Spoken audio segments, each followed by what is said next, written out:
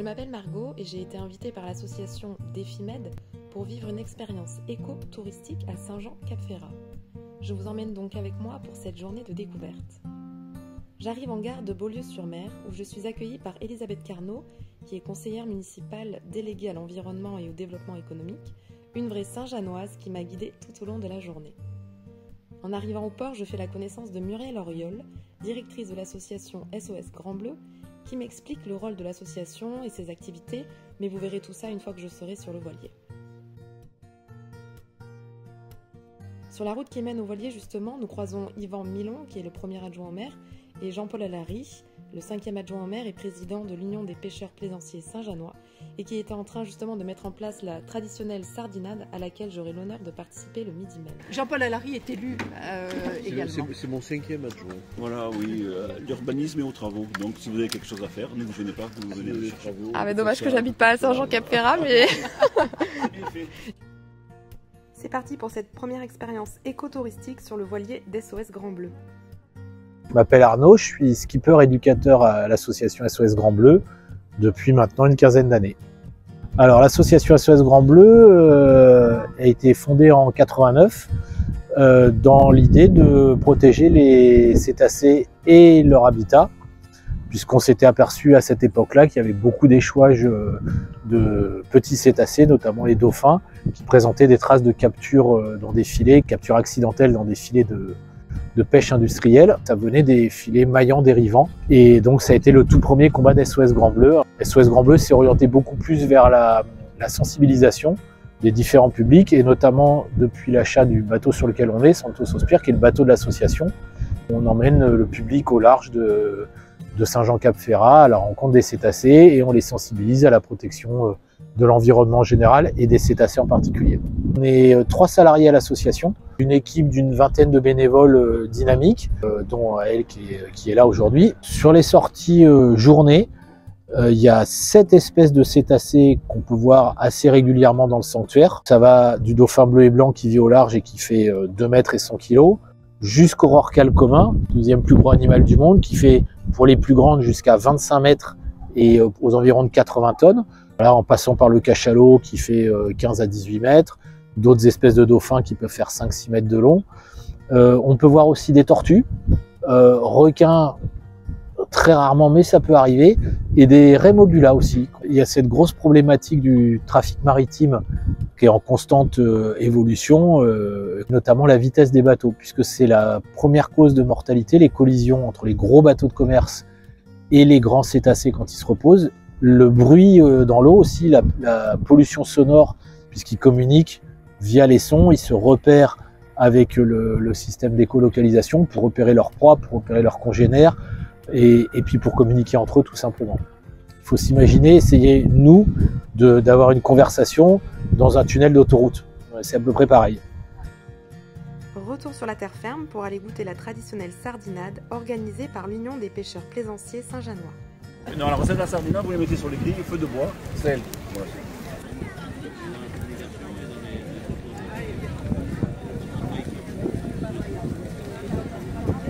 Donc là, on a les légumes, on a la sauce et les sardines.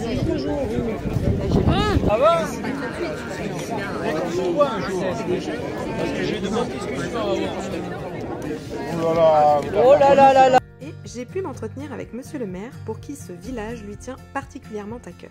On tient chaque année à essayer de maintenir ces traditions, de ces moments conviviaux, d'une sardinade, d'un pain bagna, d'une paella, ce que sait très bien faire ce fantastique club qu'est l'Union des pêcheurs plaisanciers Saint-Jeannois.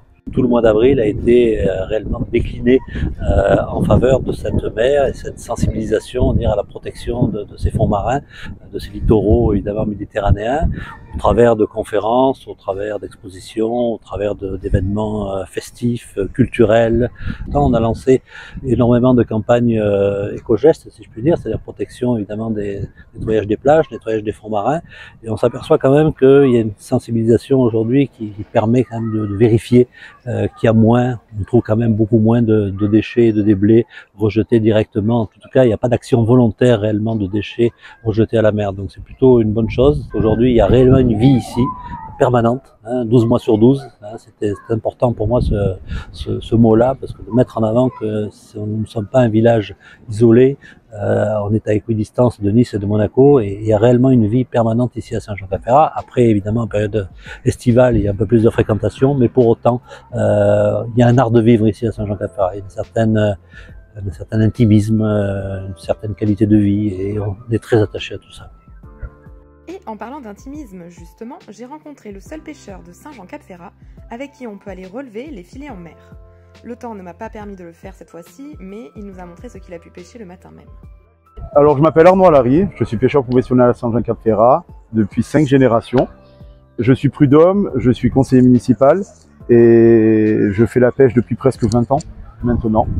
J'en ai 36, j'ai commencé à l'âge de mes 16 ans. Le jour de mes 16 ans, j'ai quitté l'école, j'ai dit je veux faire pêcheur. Moi, pour moi, déjà dans ce métier, c'est tous les jours un jour nouveau. Comme des fois il fait beau, comme des fois il fait moins beau, comme des fois la pêche est différente. Tu prends différents poissons, tu travailles à différents endroits. En hiver, tu vois énormément de mammifères, des dauphins, des baleines. Des fois, j'étais dans 10 mètres de fond, je vois des dauphins, des bandes de dauphins énormes.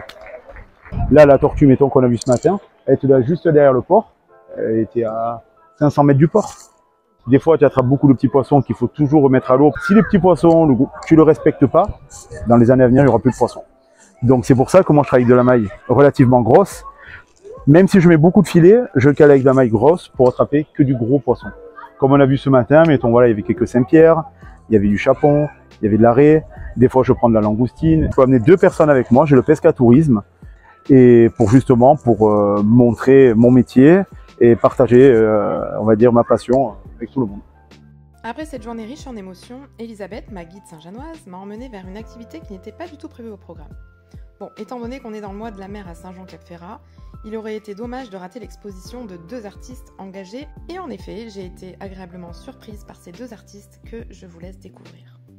Donc, je m'appelle Michel Boulaire, je suis un breton pur jus, et donc je ramasse depuis maintenant quelques décennies tout ce qui traîne, et qui ne devrait pas être traîné. Et en particulier, depuis une vingtaine d'années, j'ai ramassé les plastiques et j'ai décidé de les mettre par couleur.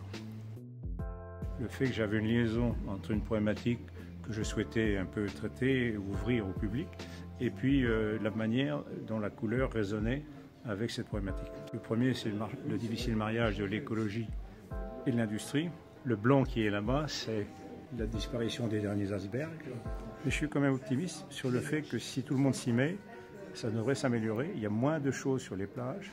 Il y a moins de choses quand on discute avec les amis ici de Saint-Jean de la plongée. On trouve moins de choses qu'avant.